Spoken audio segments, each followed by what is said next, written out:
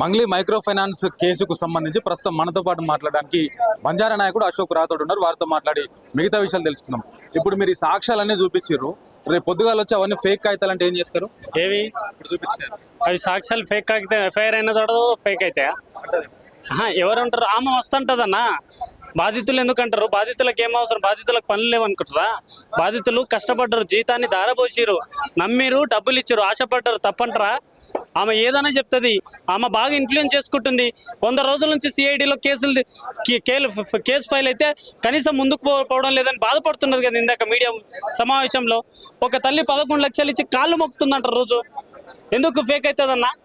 ఇంకా 100 మంది వస్తున్నారు, భయపడి వస్తలేరు. ఈ రోజు కాకపోతే రేపు వస్తేమో పిల్లలకు పెళ్లి చేయించుకోవాలి, చదివించుకోవాలి, లోన్లు కట్టుకున్నాము, బ్యాంకులు వచ్చి లాకేస్తున్నారు అని చెప్తున్నారు.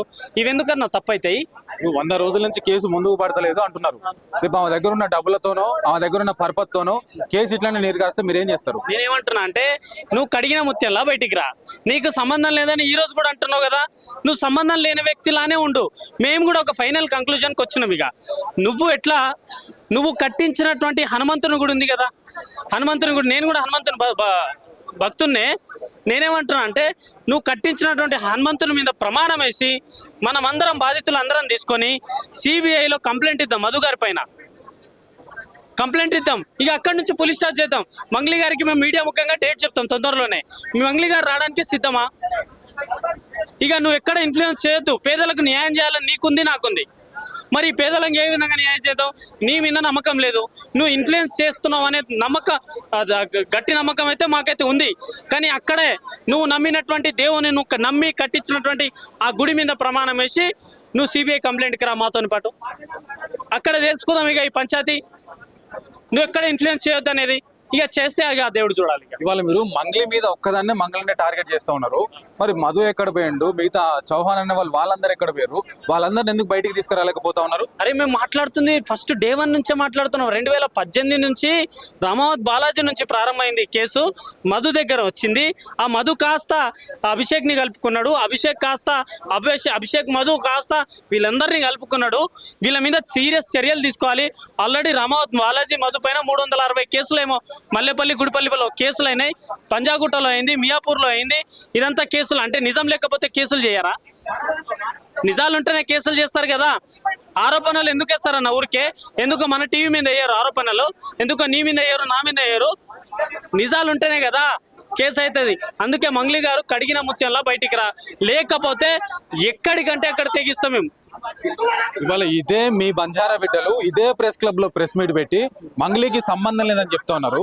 సో మళ్ళీ అదే సామాజిక వర్గానికి చెందిన మీరు వచ్చి బాధితులు ఇబ్బంది పడుతూ ఉన్నారని చెప్పి సాక్ష్యాలు చూపిస్తూ ఉన్నారు. చూసే ప్రజలు ఎట్లా అర్థం చేసుకోవాలి దీన్ని? అన్న ఇగో ఇప్పుడు ఏమైతుందంటే, ఇక్కడ వాళ్ళు మాట్లాడుతుంది కూడా, వాళ్ళు మాట్లాడడానికి ఒక టార్గెట్ ఉంది, వాళ్ళకు ఒక ప్రెజర్ ఉంది మాట్లాడాలని. ఆ ప్రెజర్ లో మాట్లాడుతారు. పాపం వాళ్ళు కూడా మావలే. వాళ్ళకు బాధితులు కళ్ళకు కనిపిస్తలేరు. కానీ మంగ్లీ సెలబ్రిటీ కదన్నా, పక్కన నిలబడితే 100 మంది చూస్తారు. మంగ్లీతో దిగుండి అని చెప్పేసి అంటారు కదా. వాళ్ళకు ఆశ ఉంది, ఆశపడుతున్నారు వాళ్ళు కూడా. వాళ్ళకు ప్రెజర్ ఉంది, మాట్లాడని. ఎవరిని ఎట్లా మాట్లాడి మనమేం కాదనలేము కదా. ఇప్పుడు వాళ్ళ విఘ్నతకి వదిలేస్తున్నా, వాళ్ళ ఆత్మకు వదిలేస్తున్నా. వాళ్ళని మాట్లాడేది నిజమా కాదా అనేది. నిన్న మీడియానే క్వశ్చన్లు వేస్తుంటే సమాధానం చెప్తలేరు. మేమంతా ఆధారం. ఇగో డే 1 నుంచి ఫిలిం ఇండస్ట్రీ దగ్గర నుంచి కంప్లైంట్ ఇచ్చినాం. ఆ రోజే చెప్పినాం. 2 రోజుల తర్వాత నుంచి ఇక మీడియా సాక్ష్యాలన్నీ బయట తీస్తామన్నాం. తీసామా లేదా? డే 1 నిన్న మాజీ మంత్రి మనోడు ఫోన్ చేసిండు. మాజీ మంత్రులు మనోళ్ళకి ఏం అవసరం అన్న ఈ కేసులో? మాజీ మంత్రి మనోనికి ఏం అవసరము? మన దగ్గర డబ్బులు తీసుకోలేదా? బెంగళూరులో 30 కోట్లు పెట్టి భూములు కొనలేదా? నీ ఆస్తి ఎంత? నువ్వు సంపాదిస్తుంది ఎంత? ఎన్ని పాటలు పాడితే 30 కోట్లు వచ్చినాయి? ఎందుకో చెప్పవు? జైరాబాద్ లో ల్యాండ్ కొన్న తెలియదా? సిమెంట్ ఫ్యాక్టరీ కొని అంత డబ్బులు వచ్చినాయా? పేద ప్రజల కడుపు కొట్టి ఈరోజు నువ్వు మధు అని మధ్యలో పెట్టుకొని, శివ చౌహాన్ని మీ తమ్ముని మధ్యలో పెట్టుకొని నువ్వు వ్యవహారం చేస్తుంటే కళ్ళకు గంతలేసుకొని కూర్చుంటాం అనుకున్నావా? తగ్గేదే లేదు. నిజానికి పౌరుషం ఎక్కువ, అబద్ధాలు మాట్లాడే మా నాయకులకు పేమెంట్లు ఎక్కువ. ఈరోజు బాధితులను తీసుకొచ్చాం కదా. ఇన్ని రోజులు బాధితులు అన్నారు కదా, బాధితులు మాట్లాడారు కదా. ప్రపంచం అంతా చూసింది మీడియా. బాధితులకు న్యాయం చేయండి. నిన్న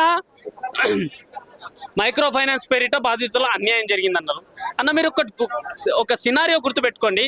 డే 1లో మధుకు నాకు సంబంధం లేదు, దీంట్లో అంతా ఆరోపణలు చేస్తున్నారు అన్నారు. నేనైతే చెప్పలేదు కదా. డే 2లో ఏమన్నది, మధుకి నా తమ్మునికి ఫ్రెండ్షిప్ అన్నది. మరి 3-4 రోజుల్లో ఫ్రెండ్షిప్ సెట్ అయింది. మరి నిన్నేమో మైక్రో ఫైనాన్స్ లో బాధితులకు అన్యాయం జరిగి, ఈ అన్యాయం ఎవరు చేశారు? నువ్వు చేయనప్పుడు నువ్వు రా, సిబిఐలో కంప్లైంట్ పెడతాం. నువ్వు కట్టించినటువంటి ఆ హనుమంతుడి మీద ప్రమాణం వేసి నువ్వు రా మాతోని. ఎందుకు నిందలు మోస్తున్నావు? నువ్వు డబ్బులు తీసుకుంది వాస్తవం కదా, రమేష్ చెప్తలేడా? నువ్వు ఆఫీస్కి పోయింది వాస్తవం కదా, మా తండాలో నీకేం పని చెప్పు? 5-5 సార్లు వచ్చినావు, పోయినావంట. ఏ సంబంధం లేకపోతే ఎట్లా వచ్చినావు? కోకాపేట దగ్గర నువ్వు డబ్బులు తీసుకుంది, మీ తమ్ముడు తీసుకుంది వాస్తవం కదా? ఆ డబ్బులు పెట్టి ఏమేమి తిన్నది వాస్తవం కదా? జైరాబాద్ లో మొన్న ల్యాండ్ సెటిల్మెంట్ అయింది. ఈ వ్యవహారం అంతా బయటకు వచ్చిన తర్వాత 10 కోట్లకు కావాల్సిన ల్యాండ్ 3 కోట్లకు అమ్మి అక్కడ ఉన్న బాధితులకు ఇచ్చింది వాస్తవం కాదా? ఇవన్నీ మాట్లాడుతున్నాం. నిజాలు మాట్లాడుతుంటే మాపై నిందలు మోపిస్తావా?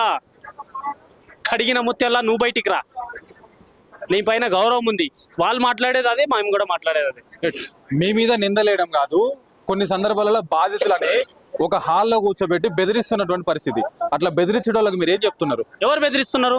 అదే మంగళికి సంబంధించిన కొంతమంది అనుచరులు మీరు బయటికి చెప్పొద్దు, ఈ వ్యవహారం బయటికి రానియద్దని చెప్పేసి కొంతమంది మాట్లాడుతున్న వీడియోలు బయటకు వచ్చినాయి. అట్లా బెదిరించే వాళ్ళకి మీ సమాధానం ఏంటి?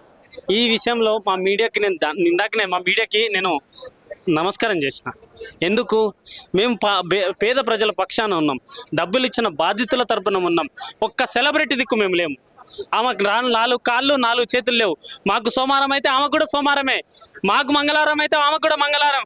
కానీ మాకు సోమవారం రోజు ఆమెకు ఆదివారం అయితే కాదు కదా. ఆమె కూడా అన్నం తింటుంది కదా, కడుపుగా అన్నం తింటుంది కదా, ఆమె కూడా కష్టం చేస్తుంది కదా. ఈ పేద ప్రజలు జీవితాన్ని ధారపోసి డబ్బులు ఇచ్చిరు.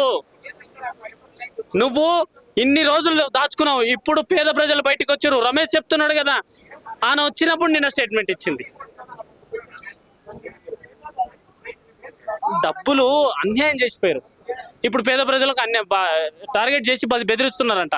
నేనేమంటున్నా, ఈరోజు మీడియా సపోర్ట్ చేయడం వల్ల ఆ బాధితులు బయటికి వస్తున్నారు. So special thanks to media. మీరు మాకు సపోర్ట్ చేయాలని రిక్వెస్ట్ చేస్తున్నాం. Thank you. చూసాం కదా, అశోక్ రాథోడ్ బాధితుల పక్షాన నిలబడతాము, బాధితులకు న్యాయం జరిగేంత వరకు వదిలిపెట్టేటువంటి ప్రసక్తి లేదు. బాధితులకు న్యాయం చేయాలని నీకుంటే కనుక రా, ఇద్దరం కలిసి సిబిఐకి కంప్లైంట్ ఇద్దాం కదా.